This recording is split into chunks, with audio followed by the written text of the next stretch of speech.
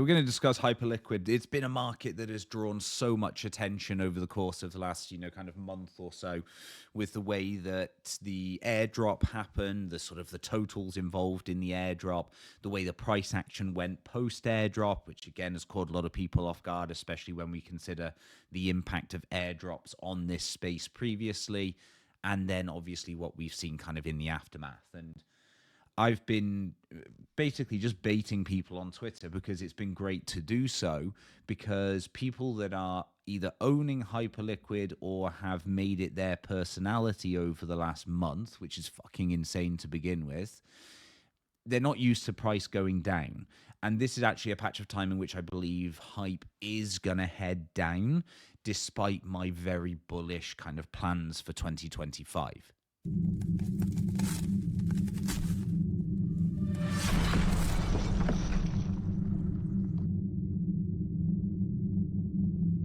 I think 2025 will be a monstrous year for Hyperliquid overall. I think if you take a look into the discussions that are taking place on Twitter and you look what is being set up from a kind of foundational basis there, I think this looks incredibly good for this year, and probably is one of those markets that looks as though it's carrying the flag in terms of interest, demand, and just general discussion on what we've seen moving forwards and into this fresh year.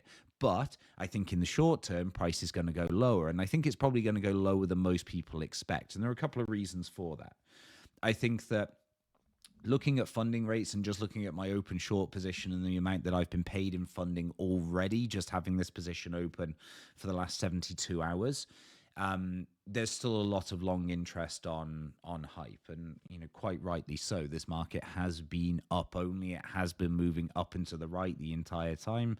But I think we're now in that correctional period for the market where I anticipate that we'll probably get down to that sub 20 mark. One of the other reasons that I also think that that area is going to get attacked is because everybody's telling me it's not going to get attacked. There's a lot of people out there that, I post this on Twitter, and the responses that I get are all about how it's never going to happen because everybody is looking for those targets. And unfortunately, the market usually doesn't work in that way. Number one, because there's far bigger players involved than everybody on Twitter that you see posting about whether or not an area is a buy zone for them. And also because when that situation develops where lots of people typically want to buy a zone, usually it's actually worse than that in terms of the levels that we get to. So I've kind of said this 20 zone, this 18 zone, and over the course of the last 24 hours, now that price is starting trading down, I've seen more people have now started to kind of look at this region or slightly below this region as, a potential area they'd like to buy. I think this still has every chance of running to $15, $14, somewhere in that region as well, not just stopping around this kind of sub 20 zone that I've picked out here. So I think that there are some risks for hype through here, price action wise, future wise. As I said, still very much looking to buy spot bags, hold spot bags, and have this as a big weighting in terms of the portfolio for the forthcoming year, and certainly see how this performs Q1 and then adapt to move from there. What we've got at the moment is the loss of this level here. Now, this is a really nice 4-hour level that we had on hype. Got this level through here, 2580s, and this level was lost on this 4-hour candle, and we traded straight away back down to this bottom 2330 region, which has been acting as the support for this run here from the middle of December onwards. Now, what we are is we're trapped between this support region here and potentially a resistance region above us now at 2570, 2580, and I expect the price will probably bounce around between here for a little bit, potentially until we get the volume coming back in after the weekend, after the holiday patch has ended, and we start to see kind of movement back into the market in a bigger way. We may get some of that tomorrow, but I suspect that the majority of the volume will start to come through on Monday with, everything kind of returning back to normal after the holiday period.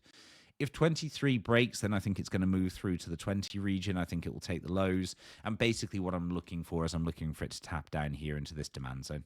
So that's ideally where I'd like us to get down to. It's around the 1820 levels. I'll buy whatever strong impulse happens around this zone. I'm not going to start getting too concerned about, the absolute pico low. If we're trading somewhere in this green box region, I think that's going to be value for hype over the course of the next 12 months or so. So I will absolutely look at kind of like loading up the bags in a bigger way through here and riding that to whatever upside we can get. Then, of course, I do think that there is the potential of this trading back down into kind of like the origin of the listings. And obviously, this is on KuCoin, but the origin of those listings regions, which is the sub 15 mark. Now, again, if we're thinking in terms of what everybody's expecting, number one, there's a whole range of people who aren't even anticipating this area can be hit, but they were telling me that at this point here, and we've just been down only ever since. So, we can take that with a pinch of salt. And then the second part of this is like, if everybody's expecting here, what happens if it runs to here? And the problem that you have in that scenario is that these people then are definitely furious that this is traded not only here, but lower. And the people who are looking at buying here potentially are exiting position here because they're nervous about price. We also know that psychologically, if price got down to that level around this kind of like 15 zone, Twitter would be a fucking shambles with the amount of people that would be shitting on hype. Right? So again, psychologically, that would be the perfect storm to come together with everybody saying, yeah, it's a shitcoin. Yeah, it was never going to succeed, telling everybody the reasons why.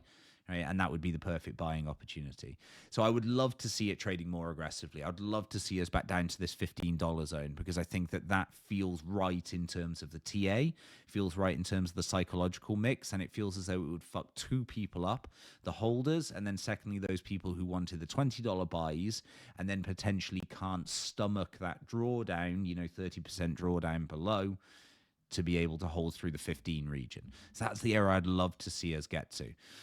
Of course, the other side of this is that we don't make it down here, and all those people who told me that we're not going to make it down here are actually correct. And in that situation, I think that basically, re-establishing back above here is probably a good enough sign that you have to move into this from a patch of strength versus being able to operate into the weakness down into sub 20. So that's what I'll be looking for on the upside. If this can manage to get that recovery and movement back above this level, I think that will be really, really important to determining that the strength is here and not going to be lower.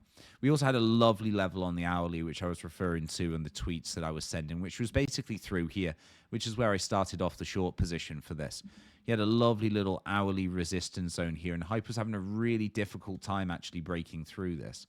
Lots of moves above this level, but simply couldn't close an hourly above. And that's when we started to see this impulse of selling to the downside.